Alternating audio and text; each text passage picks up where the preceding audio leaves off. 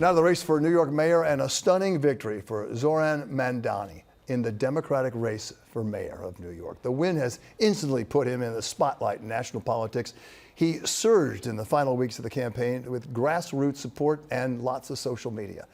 Mamdani got 44% of the vote, easily passing former Governor Andrew Cuomo. Now that, despite millions of dollars spent by Cuomo and his super PACs. Mamdani will now be facing incumbent Mayor Eric Adams, who is running as an independent, not a Democrat. Mr. Adams wasting no time in attacking his opponent. Eyewitness News reporter NJ Burkett live at City Hall with what happened today. Newt?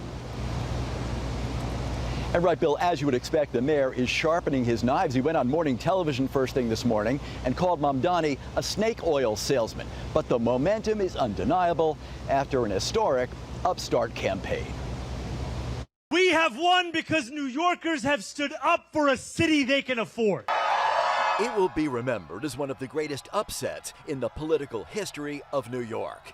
Zoran Mamdani, the Democratic socialist from Queens, crushing Andrew Cuomo's political comeback. He put together a great campaign, and he touched young people and inspired them and moved them. Cuomo was heavily favored, relying on traditional union support and centrist Democrats, entering the race with a campaign video that portrayed New York as a city in crisis. The city just feels threatening, out of control. But Mamdani's message was relentlessly upbeat, with walking, talking social media videos aimed at younger voters. Who knew that policies like universal child care, rent freeze, and taxes on mega corporations were popular?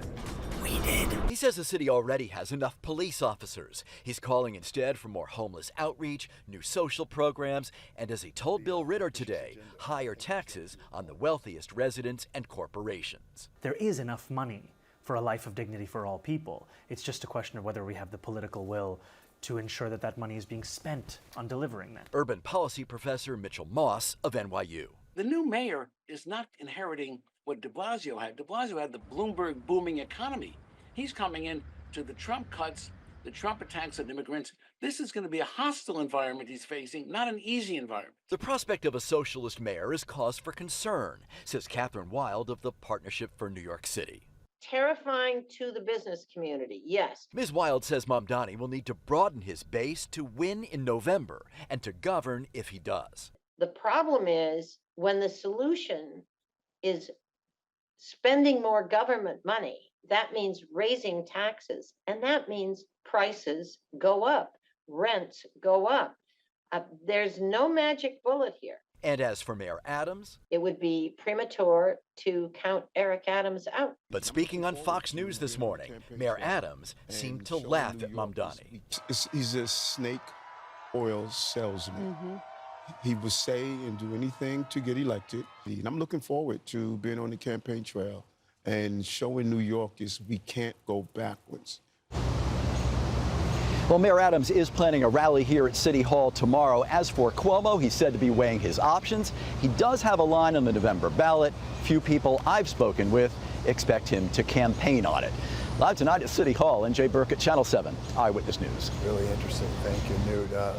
Mamdani sat down with me for his television interview, his first since his victory last night. We talked about a whole lot of issues in our 20-minute interview. How do you define being a democratic socialist? I think of the words of Dr. King, who decades ago said, call it democracy or call it democratic socialism. There must be a better distribution of wealth for all of God's children in this country. And it gets to the heart of the matter, which is inequality. And my belief that every New Yorker should have what they need to live a dignified life. It shouldn't be something that they can be priced out of. And that's why at the heart of our campaign is this focus on freezing the rent for more than 2 million rent-stabilized tenants, making the slowest buses in the country fast and free. Many New Yorkers, though, are worried about comments you have made in the past about the Middle East. Do you support the concept of Israel as a Jewish state? I've said time and again that I support Israel's right to exist as a state with equal rights for all. And ultimately, my focus is on the 5 boroughs of this city.